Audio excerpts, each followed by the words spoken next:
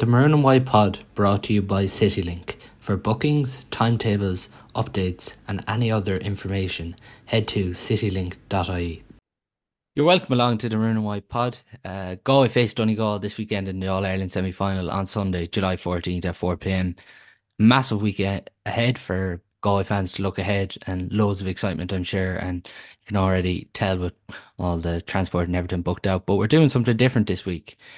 For those of you who aren't aware, Jim Mcguinness and Padraic Joyce were part of the same Sigerson Cup winning team down in Tralee IT, and a man who was one of their teammates was Barry O'Shea.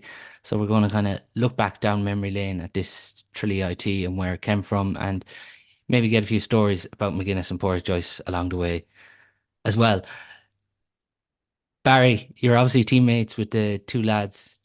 You probably start to think about it a bit more this week now when Poric and Jimmy are coming up against each other. You do, but like we were teammates. It seems like a different lifetime.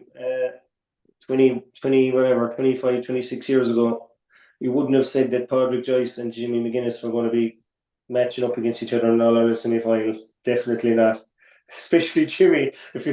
Jimmy 25 years ago was not management material, and he's an absolutely remarkable man now because he's like he already came the first time with Donegal and did an unbelievable job, and then to come back and do it with this team again and turn them from where they were into the team they are now. It's just absolutely. I'd say he's manager of the year, no matter what happens. I think he's turned their fortunes around 100%. And then Padraic obviously has been with Donegal a few years, and he probably admit himself he's probably learning on the job a little bit at the start. But I mean, he's an experienced manager now at this stage, and I kind of like the way he carries himself. Padraic likes a little bit of the old-fashioned stuff still in the GA and with the team, and you know what? I think he's right, and I kind of heard not last year, the year before, when Kerry won the All-Ireland, Jack O'Connor kind of came out with a little bit of that about players enjoying themselves again and things like that. And I think Padraic kind of tries to encourage that because, God, like the time the players put into the thing now and the management, it's like having a second job. So if you can try and make it enjoyable, and then that's half the battle, and I think Poric seems to have done a good job at that. But no, if you were talking about those guys now 25 years ago, and you said they were going to be two inter-county managers at that level, I'd say we'd have laughed at you. Why did you think they weren't going to be managers back then? Well, like, not just them, I suppose. Probably thinking all of us. Um, we played on a team. Maybe you probably would have said Seamus Moynihan maybe might become a manager, or there was a couple of guys there maybe that you might think that might have that in their locker. Mick Clarty, another Galway man, was a solid character and played midfield for us. And you might say Mick might have had it in his locker, but not the two boys. No, they definitely have changed over the years. They were the football, of course. Football was different that time as well. We played in a time where I think, anyway, personally, there was a lot more fun involved in it. And we trained hard. We thought we trained hard anyway until you see what the guys do nowadays. And we thought we gave a lot of time to it. But the modern game, the time that's given it to the training, the professionalism, it's just different level altogether. And I'm sure to be involved at that level now for the guys, you have to be super organised. You have to have very good people around you, which both of them have. And it's not just all down to the manager. In the end of the day, I mean, Poric brought in the coach, O'Neill. That was with.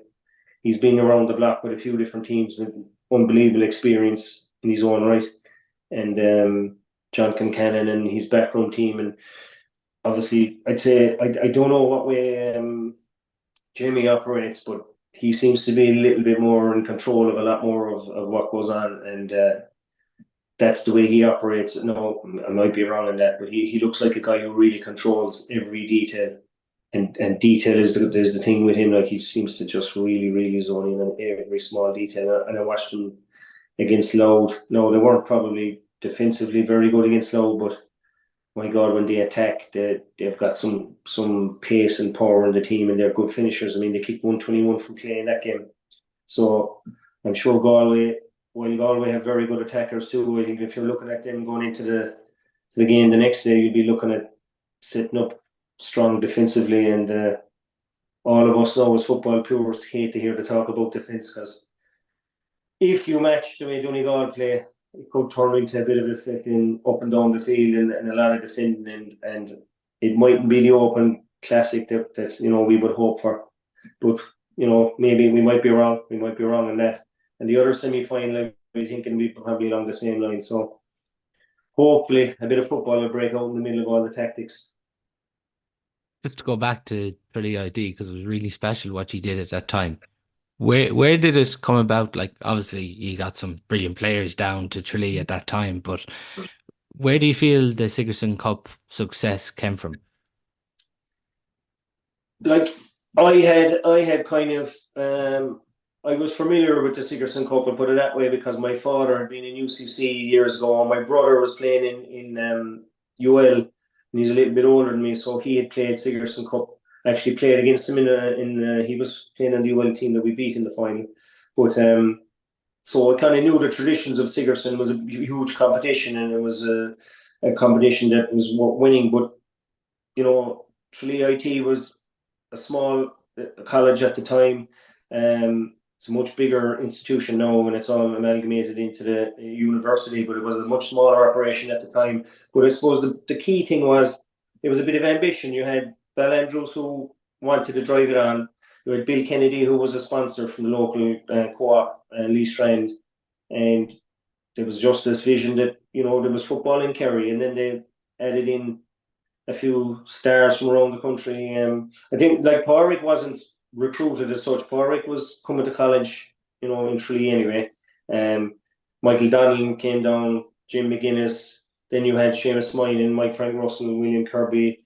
Like, you had already a pretty strong team.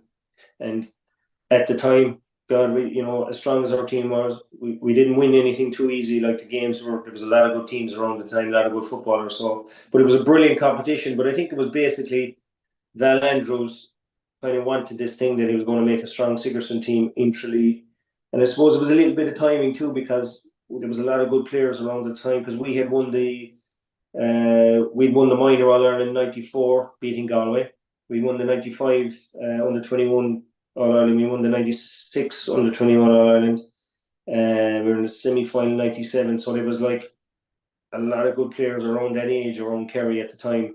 So I suppose you just kind of supplemented that then with a couple of guys from outside of Kerry, and it turned out to be a very strong team. But then, like we all know from looking at teams over the years, just because you have a lot of good players doesn't mean it happens that you're just going to win. So there was a big effort put into it. There was a lot of training, and the managers of the intercounty teams involved were very much on side with it as well, because Paddy O'Shea gave us a lot of time to train with the college, play our games with the college. You hear a lot about players being pulled nowadays and not allowed to play college football. He let us play the games. John O'Mahony, God rest him, he was very much on side with it, because I remember him being at our games and talking to Poric at the time, and he was on side with it. So that was also very important, that they knew that this was a high level of football. We were training very professionally. I mean, we were training at 7 o'clock in the morning, having our breakfast, then training with our county team that evening. So, like, we were training twice a day, maybe 3 or 4 times a week. So, like, I don't think we were ever as fit as we were that year, first year of it. So it was a professional setup. So it was easy then for managers and players to buy into it. So it all kind of mushroomed from there then. Just before we get a couple of stories from about Poric and Mcguinness, Michael Donnellan, he was a special footballer. If people watch A Year Till Sunday, they'll see his famous run from the cornerback line and how good he was. But playing Sigerson with him, how good was he back then?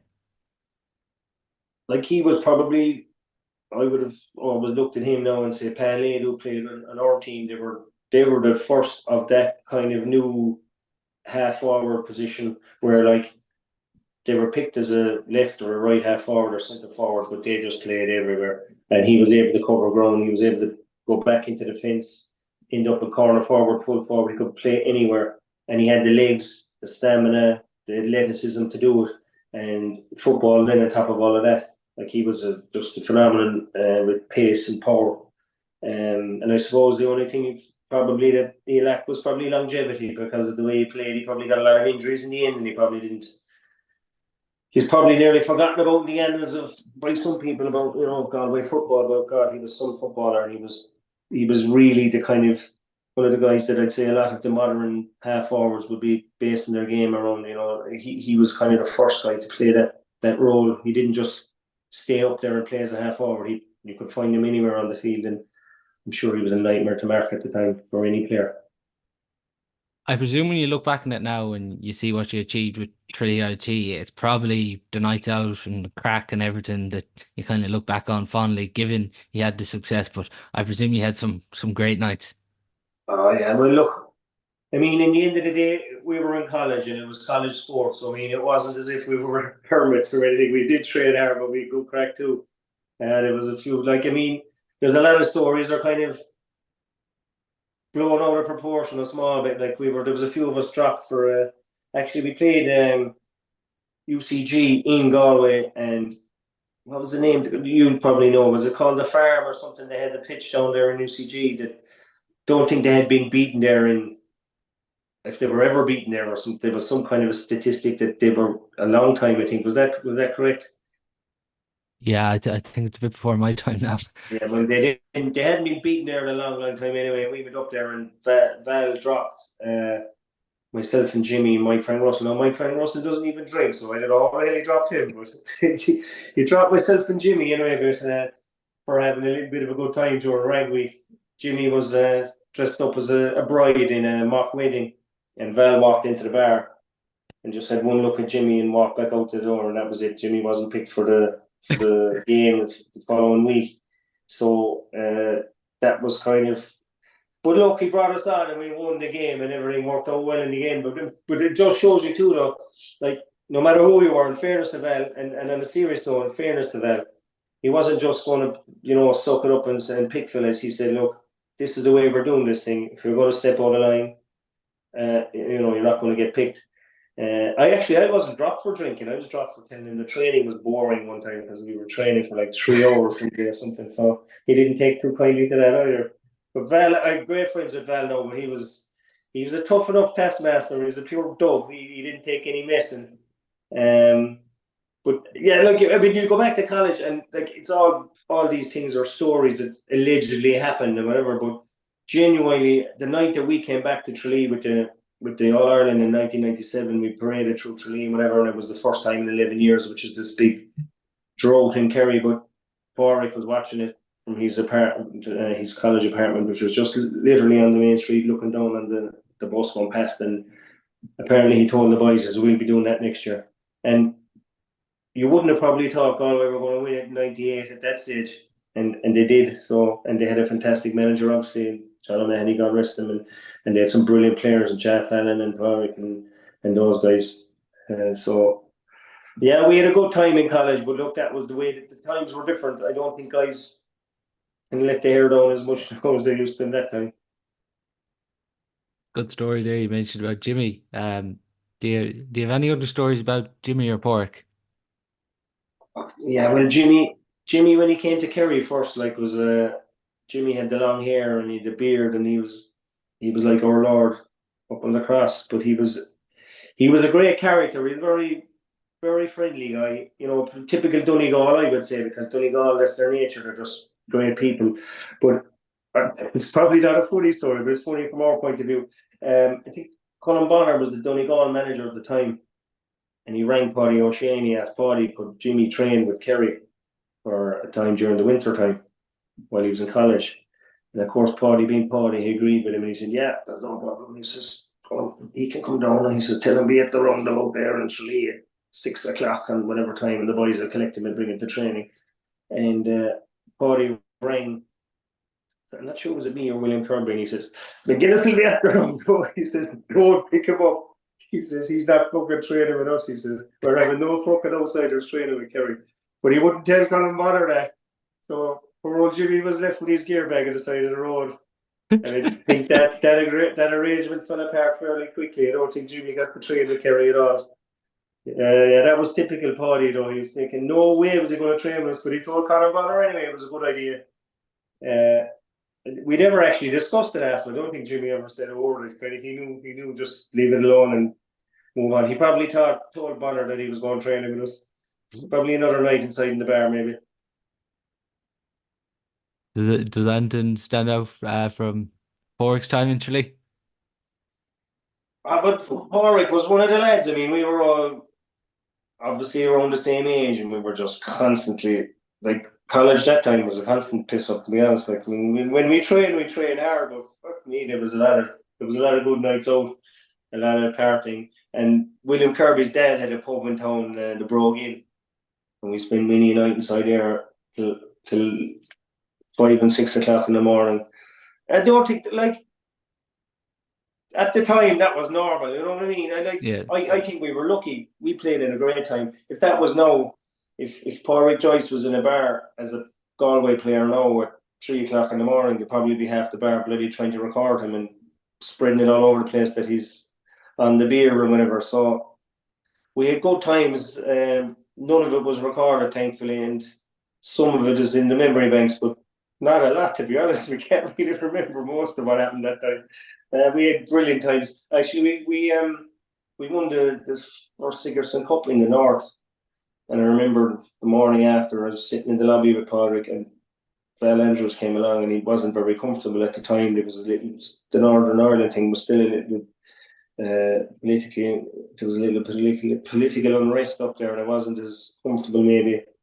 And we were in the hotel in the morning, and Val says, "We're getting on the bus." He says, "We're getting across the fucking border, and you can do what you want." Then he says, so we drove that time. We went down to Charlestown, where John Casey was yeah. from, and we had a few hours there, and then we went down to Poric's parish, down to Kildare, and we spent a few hours there with his father, God rest him, was there, and we slowly made our way down the country. I'd say it took us about 2 days to come down from the north. Could be good times, very good times. And you were just saying off air, like you'd still be very friendly with Poric and John Kingannon, who are obviously involved in the Galway senior setup at the minute. Yeah, I keep in touch with the boys. Yeah, I met John in a minor All Ireland final in 1994, Kerry, Galway, and we've just kept in touch ever since. Probably through Poric, really. And like you wouldn't keep in touch with everybody, obviously. You know, over the years things kind of fade with some guys, but I've always kept in touch with Poric. And anytime there's a meeting between Kerry and Galway, we'd meet up, maybe meet the night before and have a few pints or whatever. So we've been texting about different life events and whatever. So we're in touch. I wouldn't say it, it's not a daily thing, but we're in touch pretty regularly, yeah. And it's great to keep those friendships over the years, because we when you have a kind of a bond with fellas, when you won anything with guys in football over the years, it's nice to keep in touch and keep that bond alive. Will you meet up now as a Tralee IT? Bit of a reunion now on Sunday ahead of the match, or? No, we did. We had a reunion. We had a reunion last year, and we met up in Tralee, and a good percentage of the boys. Actually, Pori couldn't make it. It clashed with. See, this is another problem with it. It's county football. The damn thing things up a lot of times. So himself and Jimmy actually were probably two of the few guys that didn't make it on the night. But almost everybody else was there, and we had a very good night. So there was 3 teams that won at the time. So Yeah. 97, 8, 9. So I think the majority of the guys were there, but the 2 guys weren't there, Poric and Jimmy. Actually, the last time I met Jimmy was in the day of Kerry played Galway in the final 2 years ago. I was going up in a lift in Crow Park, and he was coming down with Kieran Donaghy. They were going on. They were on Sky Sports at the time for the game for that final. And that's the last time I had a quick word with him in a lift. So I haven't met Jimmy too often over the years, but of course he had his own career change into the soccer world and all that. So he's doing well for himself. So best of luck to him. It's an interesting dynamic, obviously, because Poric brought Jimmy in for a session with Galway in 2020. Yeah, yeah, and you know what? It's a good side of Pori, because some managers hate bringing in an outsider or bringing in another coach, or they like to have all the control. But obviously, he saw that it was going to bring some benefit to the team, and he did that. And I'm not sure exactly what happened at the time. You probably hear stories maybe in Galway about the sessions or whatever. But I don't think that's any bad thing to bring a different voice and a different kind of look at the game.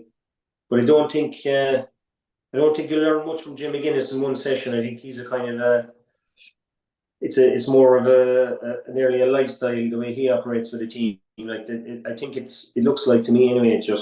It surpasses everything. That if you're playing with Donegal, that's it. And I'm sure a lot of those guys they're not doing a whole lot else. They're playing with Donegal.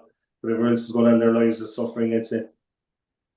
Is there a certain split now among the team? Is some people going to be supporting Jimmy and some people supporting Poric this weekend? Yeah, I think. Well, it's not that. As a Kerry man, most of the Kerry people would support Galway in football because we would see ourselves as similar in regard. They play football the way we would like to see it played as well, but maybe that's changed now. In modern football, probably everybody plays the bloody same. Nearly every game's the same. But if we were to play a game that you wanted a game of football, Galway would be one of the teams. Probably you'd say, yeah, that's the team that you'd like to be playing against. Playing Donegal now is a different ball game. They play a totally different game, full of energy, but still would be, I would consider to be defensive enough, even though they put up a big score from playing their last game. But if you watch a lot of the games in Ulster, the Ulster final and things like that, they wouldn't be the best spectacle in the world. And I suppose the traditionalist in me would say Galway are one of the teams that try and play football. And look, if you have the likes of Comer and Walsh and Conroy and all these guys playing football, they can play football and it's nice to watch. So I think the majority of Kerry people would be kind of there on the side of Galway, probably because Donegal's so far away from us too. You wouldn't have much interaction with them, so it's a little bit different. But I don't think there's a Jimmy and a Poric camp. I wouldn't think that's. We'd wish both of them well, and whoever wins. That's it. It's the right answer, anyways. You gave there, Barry. That's true. But that was brilliant to get an insight into the Trinity Sigerson Cup days. That's all we do have time for on today's show. Thanks to Barry for coming on.